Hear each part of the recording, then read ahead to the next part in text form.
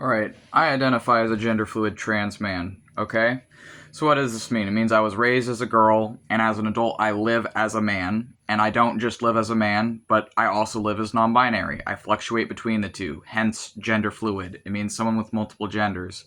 It doesn't have to be those two combinations of genders, it could be any combination of genders. Anyone who has multiple senses of self or multiple senses of gender specifically is gender fluid.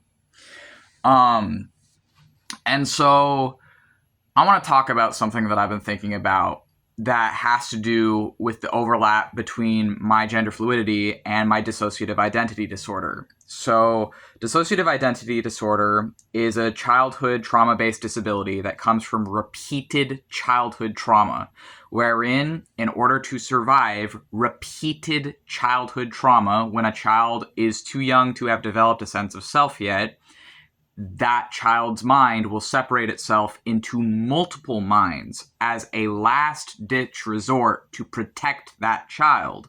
And then that child will live as multiple people instead of one person. So most people are one mind, one body, essentially. It's a little bit more complicated than that, but generally speaking, there isn't amnesia with most people's sense of self. They don't have amnesia in their daily life and unexplainable memory issues or seemingly very strange memory issues that are happening frequently but that mask themselves very well. But for someone who has what they used to call multiple personalities and what they currently call dissociative identity disorder, that person will be multiple people that are separated by amnesia. And at some point in their life, those dissociative amnesic barriers may start to deteriorate, and those multiple people living in that one brain and body become aware of each other. And this is when people get diagnosed with the disability. And oftentimes, when these dissociative amnesic barriers start to deteriorate, it can be in response to a traumatic event. It can also, in my case, it was in response to a traumatic event that happened later in my life. That also later resulted in me being diagnosed about a year after this traumatic event. But it wasn't just the event for me. It was also that because of it, for the first time in my life, I no longer had my primary abuser in my life. And because of that, specifically, I started to be safe enough to grow aware of my other personalities and then in time be diagnosed. Right?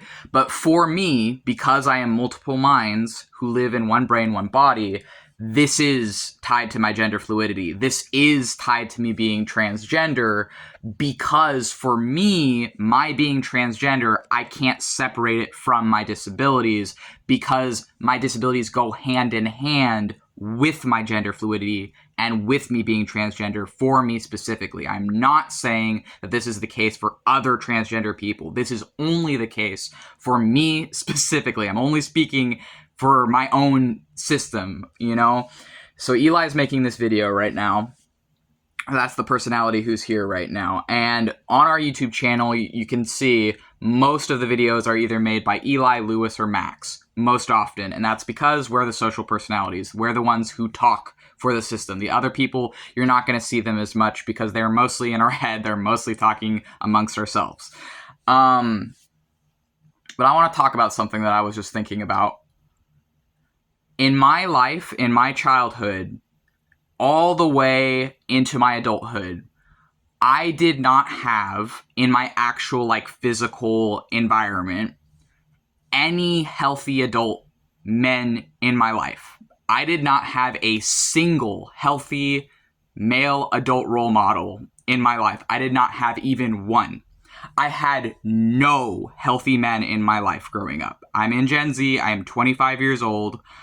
I have been repeatedly traumatized throughout my life in any way you can think of. I'm not going to fucking talk about it in this video. I have other videos talking about that. If you're curious, you can probably find it. And I have stuff on my other socials talking about what gave me DID. I also talk about it on my blog. I have an entire autobiography I've written for free that talks about why I am this way.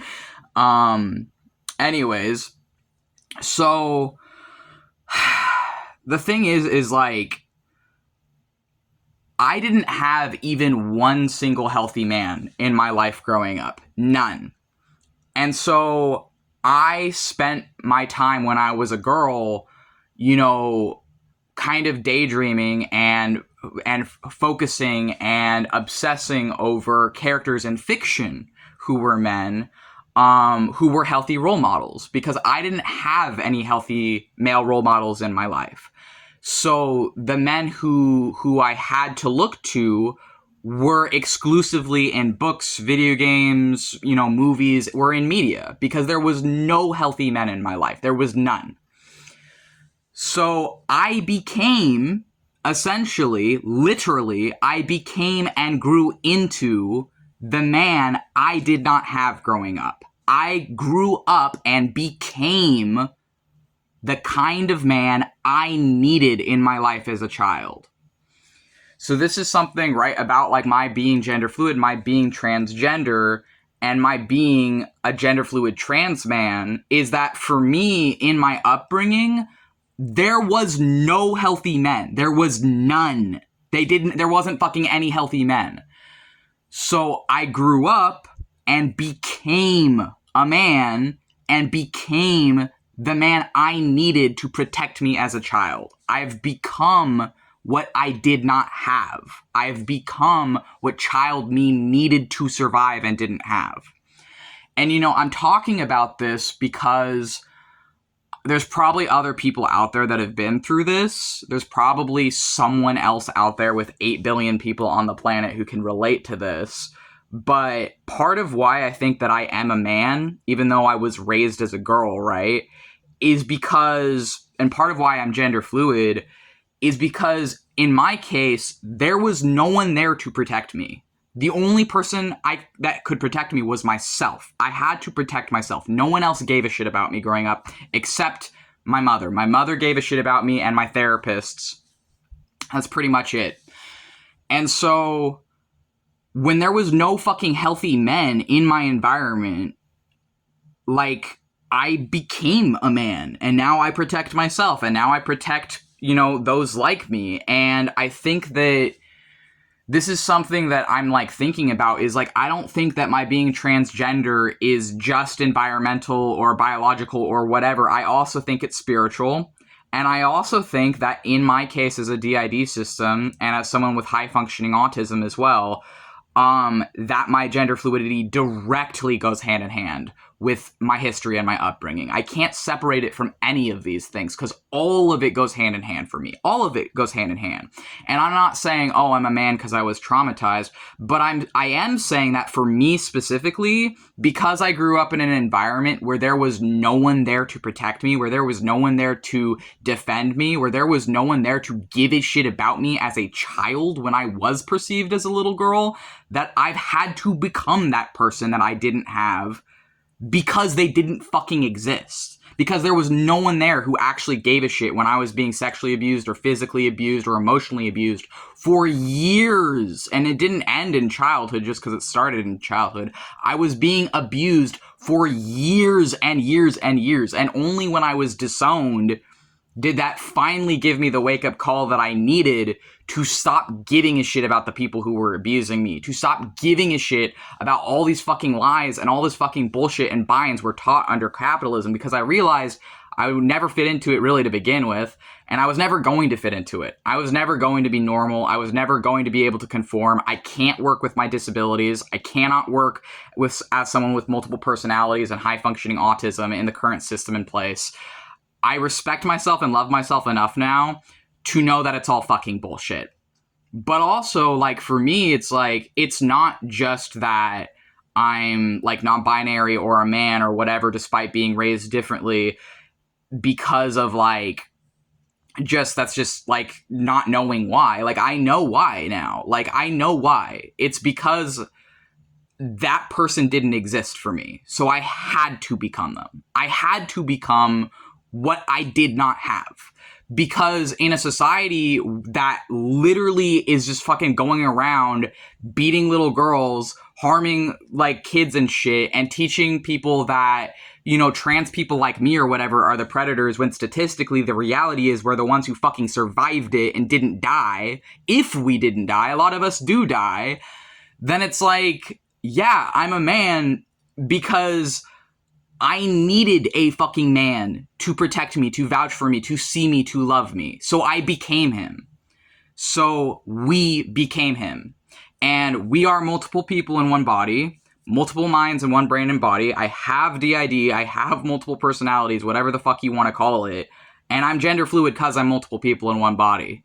So it's not just, you know, genetic and environmental. It does also, in my specific case, tie into my trauma. But also, for me, it's like, I'm not against that because it's literally what I needed to survive. Like, I have to be someone who's going to keep me alive. And no one gave enough of a shit about me to keep me alive, other than my personalities, my mother, and my therapist. So it's like, I have to fucking defend me. And, you know, some people, maybe they would be able to do that while still being a girl or whatever, but I was never happy as a girl. I was fucking miserable and suicidal for the entire time I was a girl. From early childhood up until my teens, like, I was very, very suicidal. And I'm not as a man, and I'm not as a non-binary person. I'm not as a gender fluid person. So all of those things I fit into, and I did not fit into womanhood. I did not fit into girlhood. So I literally fucking became the man I did not have.